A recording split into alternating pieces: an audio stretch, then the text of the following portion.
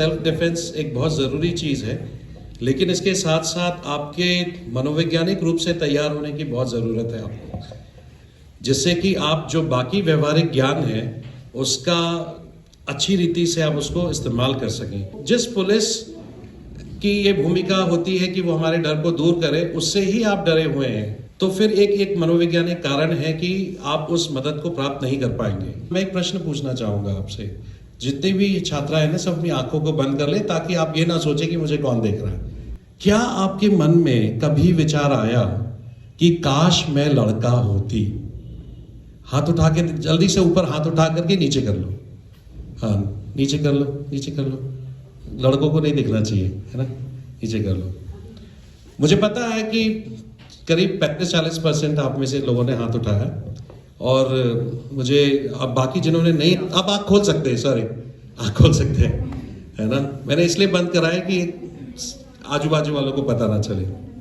तो लेकिन मैंने देखा, मेरी आँख खुली थी, तो यहाँ सबसे पहले ये क्यों मन में वैसा विचार आया कि काश मैं, ज़्यादातर लड़कों से पूछेंगे तो वो शायद नहीं हाथ उठाएंगे, है ना? मेरे मन में नहीं आया कभी ऐसा, लेकिन आपके मन में ऐसा क्यों आया? मैं चाहता हूं इसके लिए आप गिल्टी महसूस नहीं करें, ग्लानि बिल्कुल महसूस नहीं करें कि आपके मन में ऐसा आया। आपके मन में इसलिए ऐसा आया क्योंकि आप एक पितृसत्तात्मक समाज में आपने जन्म लिया, इसलिए जहां पर हमें समानता नहीं मिल पा रही है, आपके प्रति कई भेदभाव से आपको गुजरना पड़ता है। लेकिन अगर आज समाज में हमारे पास भेदभाव हो रहा है, हमें समान अवसर नहीं मिल रहे हैं, तब भी ये मानना जरूरी नहीं है कि हम पुरुषों से या लड़कों से कम हैं, क्योंकि ये सोच कि काश मैं होती, ये दर्शाता है कि आप अपने आप को शायद कहीं ना कहीं कम महसूस कर रहे हैं उनसे। और जब आप किसी से कम महसूस करते हैं तो आप कितनी ऊर्जा से आप मतलब प्रतिस्पर्धा कर पाएंगे। अगर मैं कहीं जा रहा हूं और एक प्रतिस्पर्धा है और मैंने अपने आप को पहले ही कम आंक लिया है, तो मैं कितनी ऊर्जा से प्रतिस्पर्धा कर पाऊंगा? तो सबसे पहले ये जरूरी है आपका ये जानना कि आप गिल्टी इसके लिए बिल्कुल महसूस नहीं करें। आपको लेवल प्लेइंग ग्राउंड नहीं मिला है, समान अवसर नहीं मिले, लेकिन फिर भी आपको नहीं मानना है कि आप कुछ कम हैं, क्योंकि आप बिल्कुल कम नहीं हैं। आप बोल सकते हैं मैं कम नहीं हूं, है ना? क्योंकि आप वो सब कुछ कर सकती हैं जो एक लड़का या एक पुरुष कर सकता है। आपको कितने साल की उम्र में ये पता चला कि आप लड़की हैं? हाँ, छोटे से पता चला ना? बिल्कुल बचपन में तो नहीं पता चला होगा, किसी ने आपको बताया। और सचमुच में केवल बायोलॉजिकल ही कारण होता है एक लड़के को एक लड़की से अलग करने का, और बाकी हमारा पहनावा, हमारे जो भी हम पहनते हैं, जो रंग हम चूज करते हैं, ये सारा हमें दिया गया है। कई जगहों पे लड़के उस तरह के कपड़े पहनते हैं, कई देशों में जहां लड़कियां पहनती हैं, और कई लड़कियां जहां पहनती हैं वो लड़के पहनते हैं। अलग अलग देशों में अलग अलग चलता है। तो आप बिल्कुल बराबर से, अब फर्ज करके चलिए कि आपको बचपन में आपको वो अवसर मिलते जो आपके भाई को या लड़कों को मिलते हैं। आपको बोला जाता खूब पेड़ पे चढ़ो, दौड़ के आओ, है ना, ये करो। और आपके भाई को बोला जाता कि आप चलो रोटी बनाना सीखो, गुड़िया से खेलो। तो आपकी जो शारीरिक क्षमता है वो बहुत ज्यादा होती, क्योंकि आपकी ट्रेनिंग उस तरीके की है। आज भी मैं दावे के साथ कह सकता हूं कि अगर मेरे में और आप लोगों में रेस हो जाए तो मैं ही जीतूंगा, है ना? नहीं मैं तो लड़का हूं, फिर भी नहीं जीत पाऊंगी, मेरी ट्रेनिंग ही नहीं है वैसी, है ना? तो अगर आपको उस तरीके से प्रशिक्षण दिया जाता तो आप ये कभी महसूस नहीं करते। लेकिन अभी भी हमें सबसे पहली चीज ये सीखनी है कि ईश्वर ने जब आपको एक स्त्री के रूप में जन्म दिया है, या प्रकृति ने आपको रखा है इस प्रकार से, तो उसने आपको ये क्षमताएं भी दी हैं कि आप इस प्रकार के संसार में, इस समाज में आप अपने आप सफल हो सके। हमारी किरण मैम यहाँ पर हैं, ये किरण नाम है ना आपका, किरण जी यहाँ पर हैं, ये इस बात का सबूत है। मैं चाहूंगा कि वो शायद आपको बताएं, या उनके मन में भी होगा कि इस प्रकार के, या जो और बहनें यहाँ बैठी हैं, वे कि हम इस प्रकार के समाज में रहते हुए भी हम प्रतिस्पर्धा पूर्ण रूप से कर सकते हैं और आगे निकल सकते हैं, है ना। तो ऐसा नहीं है कि हमारा हम बिल्कुल हारा हुआ केस है, ऐसा बिल्कुल भी नहीं है। हमारी प्रधानमंत्री महिला हुई है, हमारे मतलब आसपास के देशों में भी कई प्रधानमंत्री और राष्ट्राध्यक्ष महिला हुई हैं। तो अगर उन्होंने अपने मनोवैज्ञानिक रूप में, मानसिकता में कभी ये नहीं सोचा कि मैं कम हूं। अगर आप किसी ने ऐसा कहा कि जो आप सोचते हैं वो आप हैं। अगर आप कमजोर सोचते हैं तो आप कमजोर हैं, अगर आप सोचते हैं कि आप बलवान हैं, आप कर सकते हैं, तो आप कर सकते हैं। तो इसके लिए आपको ये करना है। दूसरी बात ये है कि आपकी लड़ाई पुरुषों से नहीं है क्या?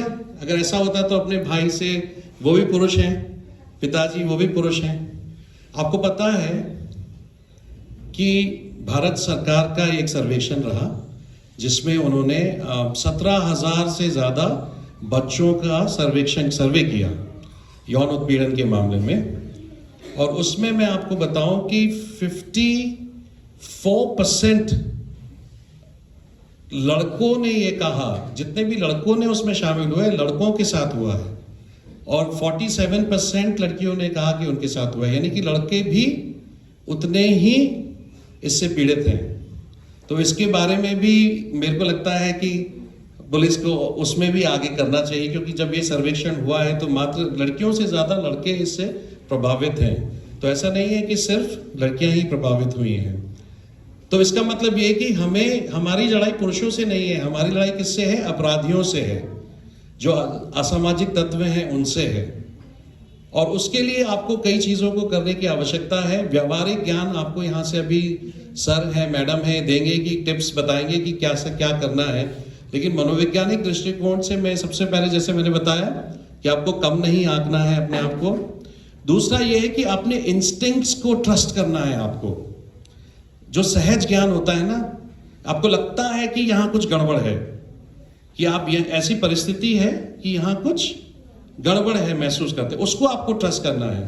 पुलिस में जो है वो बताएंगे। आपने कई बार महिलाओं से पूछा होगा कि जब तुम्हारी ऐसी स्थिति हुई तो तुमको ये लगा नहीं कि कुछ गड़बड़ है, तो वहां से तुमने ये क्यों नहीं किया या वो क्यों नहीं किया? फिर वो महिलाएं बोली, फिर मैंने सोचा कि नहीं होगा कुछ, है ना। वो सोचना नहीं है, अपने सहज ज्ञान पर ट्रस्ट करना है। और मैं आपको बताऊं कि सर्वे में यह भी पाया जाता है कि जिनके साथ कुछ दुष्कर्म करने की संभावना होती है, किया जाता है, उसमें ज्यादातर लोग पता है कौन होते हैं? जो जाने पहचाने होते हैं, जो हमारे अंकल होते हैं, रिश्तेदार होते हैं दूर के, या कोई भी इस प्रकार के होते हैं। और आपको शुरू में महसूस नहीं होता, लेकिन सर्वे में ये बताया गया है। आप में से कितने लोगों ने गुड टच बैड टच की क्लास ली है? हाथ उठा के दिखाएं, डरे नहीं। ली है? 1 2 यहां पे किसी ने सिखाया है कि एक अच्छा टच कैसा होता है और बुरा टच कैसा होता है। मैं उसकी क्लास नहीं ले रहा हूं, शायद ली होगी आप लोगों ने, क्योंकि आपने कुछ लोगों ने हाथ उठाया है। अगर कुछ भूल गए या नहीं भी लिए तो मैं प्रिंसिपल मैडम हैं, उनसे अनुरोध करूंगा कि कभी इनके लिए कराएं, क्योंकि हो सकता है कि अपने ही जान पहचान वाला व्यक्ति ही ऐसा कर रहा हो। अब क्योंकि वो परिचित है, हम अपने सोचते हैं, हमें सहज ज्ञान तो ये कह रहा है कि ये गलत हो रहा है, लेकिन हम सोच रहे हैं कि शायद उसके मन में ऐसा नहीं होगा। 1 बार हुआ, 2 बार हुआ, तो आपको व्यवहारिक जो ज्ञान है वो अभी आपको ट्रिक्स पता चलेंगी आगे को। सीमाओं को भी निर्धारित कहना। गुड टच बैड टच में एक चीज जरूर सिखाई जाती है कि ना कहना आना चाहिए, है ना। अपनी सीमाएं, आपको कॉन्फिडेंटली चलना है। जब आप चलते हैं ना, जब आप बात करते हैं, तो आपको आत्मविश्वास रखना है। ये जाना जाता है कि जो स्त्रियां आत्मविश्वास से भरी होती हैं, आत्मविश्वास से बोलते हैं, आत्मविश्वास से चलते हैं, अपने पे भरोसा करते हैं, उनके साथ कोई गलत काम करने से पहले या गलत विचार रखने से पहले 2 बार सोचता है कि इससे पंगा नहीं लेना। आत्मविश्वास से भरे होकर के हमें करना है। आप ये सोचना है कि आपसे कोई पंगा नहीं ले सकता है ना। तो अपने मन में, अपने मानसिकता को इस प्रकार से आप तैयार करेंगे और इस प्रकार से अपनी बॉडी लैंग्वेज को आप रखेंगे। बस यही कुछ बातें मुझे भूलनी थी जो मैंने अल्प समय में सोची कि आपसे मैं बात करूंगा। आगे को सर आपको सिखाएंगे, वो बहुत महत्वपूर्ण है, क्योंकि इससे आपको कॉन्फिडेंस आएगा। कि आप हैंडल कर सकते हैं। अगर कोई इधर उधर से आया तो आप कैसे उसको परास्त कर सकते हैं। इससे भी आप कुछ सीख लेंगे ना, तो आपके मन में कॉन्फिडेंस आएगा कि हाँ मैं भी ये कर सकती हूँ, ऐसी बात नहीं है।